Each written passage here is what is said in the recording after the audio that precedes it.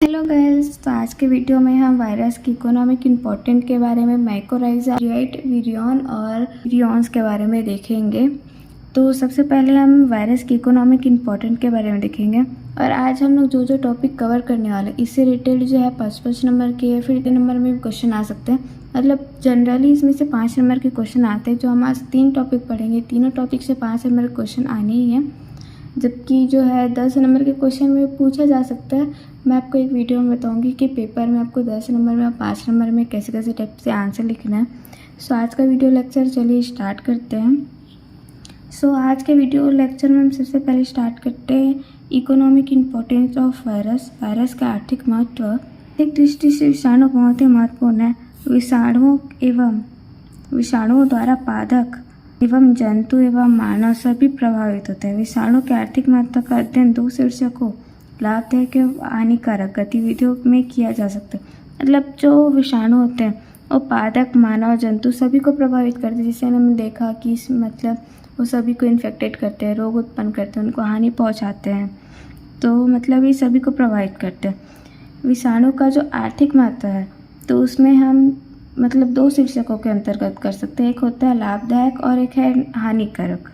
तो हम सबसे पहले लाभदायक को देखते हैं। विषाणु का जो उपयोग है उसे जैव नियंत्रक के रूप में हानिकारक कीटों एवं जीवों के उन्मूलन और रोकथाम के लिए किया जाता है।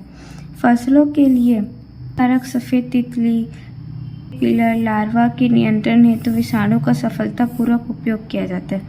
मतलब जो विषाणु है उनका जो मेनली उपयोग होता है वो है कीटनाशकों के रूप में। तो फसलों को नुकसान पहुंचाते हैं, उनको मतलब रोग उत्पन्न करते हैं। उन सभी कीटों को मारने के लिए जो है वायरस का उपयोग किया जाता है, जो है कीटनाशक के रूप में। अब इसके हम हानिकारक उपयोग देखते हैं। विषाणुओं द्वारा पौधों एवं जंतुओं में हानिकारक रोग उत्पन्न किए जाते हैं। कुछ सामान्य विषाणु जनित रोग निम्न हैं। विषाणु जनित पादप रोग में जैसे तंबाकू मोजेक वायरस, पपीते का कुंजित पर्ण। तंबाकू मोजेक वायरस के बारे में हमने देखा था। अब पपीते का संकुचित पर्ण रोग, मतलब पपीते की जो पत्तियां होती वो संकुचित हो जाती है, मतलब मुरझा जाती है या फिर सिकुड़ जाती है। तो वो जो है पपीते का कुंचित पर्ण रोग है। उसके बाद जो विषाणु जनित जंतु रोग, पशु का खुरा मुख रोग, मतलब विषाणु जनित मानव रोग, खसरा, एड्स, पीत, ज्वार, चेचक, ये सभी जो है विषाणु द्वारा मानव में रोग उत्पन्न किए जाते हैं। अब हम विरियन, विराइड और पिरियंस के बारे में देखेंगे। इससे रिलेटेड भी 5 नंबर के क्वेश्चन पूछे जाते हैं, इसलिए आप लोग इसको ध्यान से समझिएगा। सबसे पहले हम विरियन के बारे में देखते हैं। यह वायरस संक्रामक तथा न्यूक्लियो प्रोटीन का बना सूक्ष्म जीव होता है। मतलब जो यह वायरस होता है संक्रामक, मतलब इन्फेक्टेड तो करेगा। जो होता है न्यूक्लियो प्रोटीन का बना होता है, जो सूक्ष्म जीव होता है। पोषक कोशिका के अंदर उपस्थित न होकर यदि यह वातावरण में निष्क्रिय रूप से पाया जाता है तो उसे विरियन कहा जाता है। मतलब कोई जो वायरस है वो अगर किसी जीव के कोशिका में उपस्थित ना होकर वातावरण में जो है निष्क्रिय रूप में पाया जाता है तो उसे विरियन कहा जाता है। जो है प्लांट एवं एनिमल दोनों में रोग उत्पन्न करते हैं। मतलब प्लांट में रोग उत्पन्न करते हैं, मतलब इसमें मेनली आनुवांशिक पदार्थ जो होता है आरएनए पाया जाता है। और एनिमल में रोग उत्पन्न करते हैं, मतलब डीएनए पाया जाता है। मतलब जो विरियन होते हैं इनमें आनुवांशिक पदार्थ जो होता है डीएनए और आरएनए दोनों पाया जाता है। उसके बाद देखते हैं हम वायराइड के बारे में। वायराइड वायरस का ही एक भाग है जिसमें संक्रमण की क्षमता पाई जाती है। इनका शरीर जो केवल आनुवांशिक पदार्थ का बना होता है, इनमें प्रोटीन का खोल नहीं पाया जाता है या पादप में रोग उत्पन्न करते हैं। जो विरियन था उसमें जो है न्यूक्लियो प्रोटीन पाया जाता है, मतलब न्यूक्लिक एसिड, डीएनए, आरएनए पाया गया, प्रोटीन का आवरण पाया गया। जबकि जो वायराइड होता है उसमें जो है आंशिक पदार्थ ही पाया जाता है, प्रोटीन बिल्कुल भी नहीं पाया जाता है। और इनमें जो है संक्रमण की क्षमता पाई जाती है। ठीक है। और ये जो है पादप में रोग उत्पन्न करता है, मतलब इनमें मेनली जो आनुवांशिक पदार्थ होता है वो आरएनए पाया जाता है। अब देखते हैं पिरियंस के बारे में। यह सिर्फ प्रोटीन में पाया जाता है, मतलब पिरियंस में सिर्फ प्रोटीन पाया जाता है।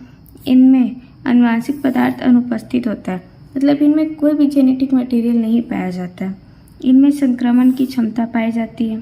पिरियंस में जंतुओं में विभिन्न प्रकार के रोग उत्पन्न करते हैं, मतलब ये जंतुओं में रोग उत्पन्न करते हैं जो है एक प्रोटीन का ही बना है। इनमें कोई भी जेनेटिक मटेरियल नहीं पाया जा रहा है, तब भी सोचो इनमें संक्रमण की क्षमता पाई जा रही है। इसको आप लोग याद रखिएगा, इसको आप कंफ्यूजन मत होना। पिरियॉन्स मतलब बोला मतलब पी से स्टार्ट होता है, तो पी से प्रोटीन ही याद रखिएगा। प्रोटीन मतलब पिरियॉन्स।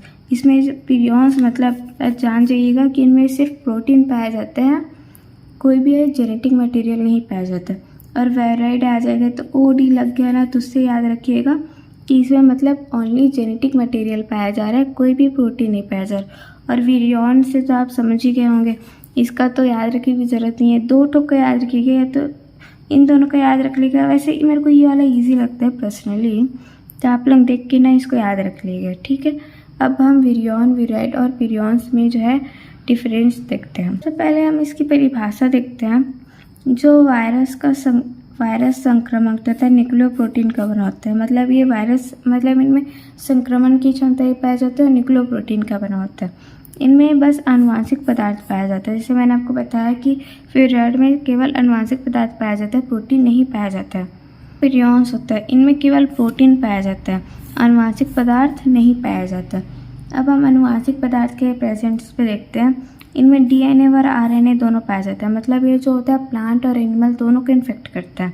इनमें सिर्फ आरएनए पाया जाता है, मतलब जो विरियॉन्स होते हैं उनमें सिर्फ आरएनए पाया जाता है, मतलब ये प्लांट को इन्फेक्ट करते हैं। इनमें आनुवांशिक पदार्थ नहीं पाया जाता है, सिर्फ और सिर्फ क्या पाया जाता है, प्रोटीन पाया जाता है। उसके बाद प्रोटीन प्रेजेंट्स पे देखते हैं। इनमें जो है प्रोटीन पाया जाता है, इनमें प्रोटीन नहीं पाया जाता है। विरियॉन्स में प्रोटीन नहीं पाया जाता, और पिरियॉन्स में जो है प्रोटीन तो पाया ही जाएगा इसमें। उसके बाद संक्रमण के देखते हैं। और संक्रमण की क्षमता जो है तीनों में पाया जा रही है, तो इनमें भी संक्रमण, इनमें भी संक्रमण, इनमें भी, तीनों में जो है संक्रमण की क्षमता पाई जा रही है। उसके बाद ये कौन कौन से जीवों में रोग फैलाएंगे इसको देखते हैं। तो जो विरियॉन है ये जो प्लांट और एनिमल दोनों में रोग उत्पन्न करता है, और जो विराइड है ये केवल प्लांट में रोग उत्पन्न करता है, और जो पिरियॉन्स है ये केवल एनिमल में रोग उत्पन्न करता है। अब हम देखते हैं माइकोराइजा के बारे में।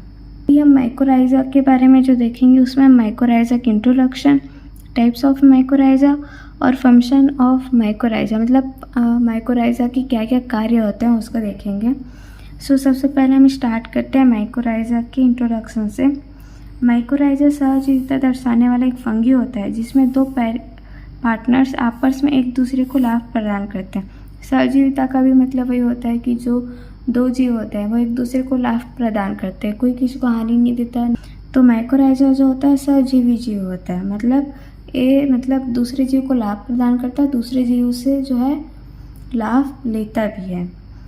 इनमें जो माइको मतलब होता है वो होता है फंगी, और जो राइजा मतलब होता है वो जो होता है रूट, अर्थात वे फंगी जो हाई प्लांट में सहजीविता के रूप में पाया जाता है उसे इसको कहा जाता है माइकोराइजा, ठीक है।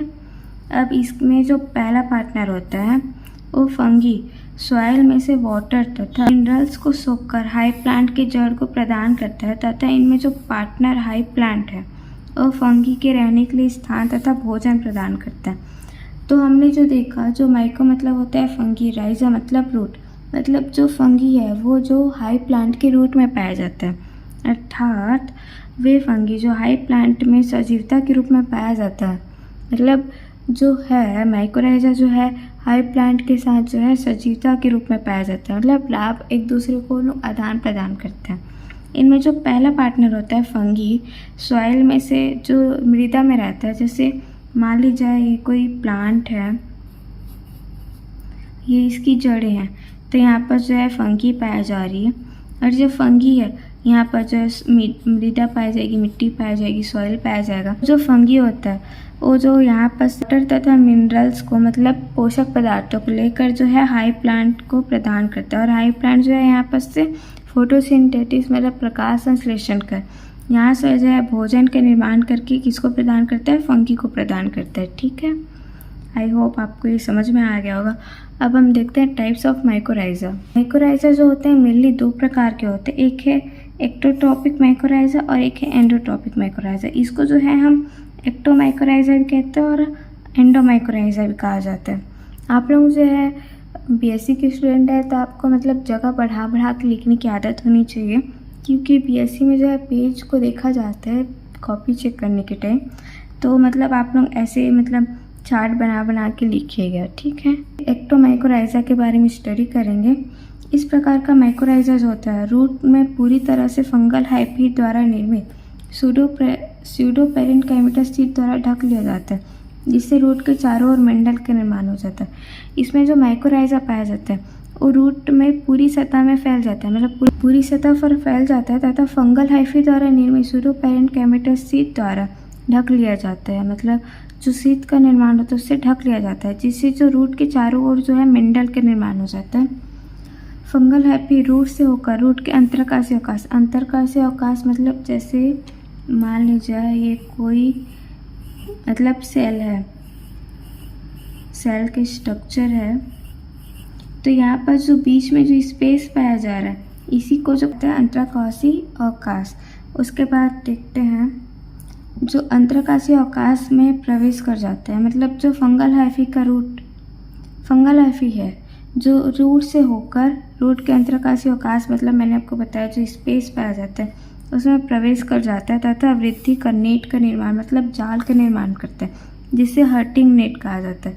मतलब जो फंगल हाइफी जो है रूट से होते हुए रूट के अंतरकाशीय अवकाश में चले जाते हैं, इंटरसेलुलर स्पेस उसमें चले जाता है तथा वृद्धि करता है और एक जाल का निर्माण करता है, जिससे हर्टिंग नेट कहा जाता है। डायग्राम से आप इजीली तरीके से समझेंगे। ये जो है माइकोराइजल फंगी है, जो ये दानेदार संरचनाएं दिख रही है, ये जो है माइकोराइजल फंगी होता है। और ये एपिडर्मल सेल जो ऊपर में जो सेल पाए जाते हैं इसे एपिडर्मल सेल कहा जाता है। और जो है यहाँ पर जो है हर्टिंग नेट जो जाल का निर्माण कर रहा है, मतलब जो फंगल हाइफी रूट के अंतरकाशीय अवकाश मतलब ये जो रूट का स्ट्रक्चर है इसके अंतरकाशीय अवकाश मतलब अंदर में जा जाके जो नेट का निर्माण कर रहा है उसे हर्टिंग नेट कहा जाता है। जो है इसके और अंदर जो कॉर्टेक्स पाया जा रहा है उसे इनेक्ट कॉर्टेक्स कहा जाता है। उसके बाद ये वाली जो सेल दिखाई दे रही ये जो होती है एंडोडर्मिस होती है, जो नीचे में जो सेल पाई जाती है उसे एंडोडर्मिस कहा जाता है। अब हम देखते हैं टॉपिक माइकोराइजा। इस प्रकार का माइकोराइजा फंगी द्वारा स्यूडोपेरेन्काइमेटा शीट द्वारा निर्मित नहीं होता है। इस प्रकार के माइकोराइजा फंगल हाइफी रूट के अंतरकाशीय अवकाश में से होते हुए कॉर्टेक्स की कोशिका के अंदर प्रवेश कर जाता है तथा एक गुंबद के समान संरचना शाखित संरचना बना लेता है, जिसे वेसिक्यूल्स कहा जाता है। ये जो वेसिक्यूल्स होता है आगे वृद्धि करके शाखित झाड़ीनुमा संरचना का निर्माण कर लेता है, जिसे आर्बिस्क्यूल्स कहा जाता है। इसलिए इस प्रकार के माइकोराइजा को सामान्यतः VEM मतलब वेसिक्यूल्स आर्बिक्यूल्स माइकोराइजा कहा जाता है। मतलब जो इस प्रकार के माइकोराइजा होते हैं एंडोट्रॉपिक माइकोराइजा, जो फंगी होता है वो स्यूडोपेरेन्काइमेटा शीट का जो है निर्माण नहीं करता है, और जो माइकोराइजा होता है और फंगल हाइफी रूट के अंतरकाशीय अवकाश मतलब जो इंटरसेलुलर स्पेस होता है उसमें से होते हुए मैंने प्रवेश कर जाता है तथा कॉर्टेक्स की कोशिकाओं के अंदर प्रवेश कर जाता है, कॉर्टेक्स में प्रवेश कर जाता है, जो यहाँ पास मैंने बताया इनेक्ट कॉर्टेक्स इसमें प्रवेश कर जाता है तथा गुंबद के समान शाखित संरचना जैसे ऐसे झाड़ीनुमा संरचना का निर्माण कर देता है, जिसे जो है वेसिक्यूल्स कहा जाता है।